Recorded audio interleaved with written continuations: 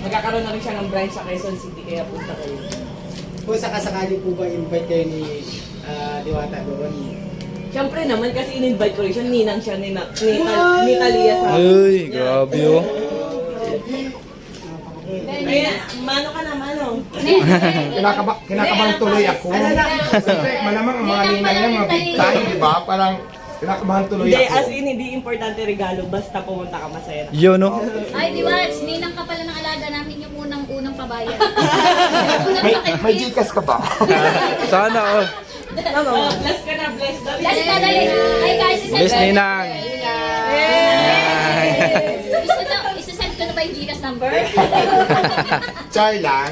Ganyan yan, pinaghihingi lagi ng Si pera Madam, sa kanya napupunta. Uy, hindi kami nahingi kay madam sa mga ninang. Kaya nga. Ito mo to, Tama. hindi ka ng pera sa Sige. ninang, dali, para may pera kaya.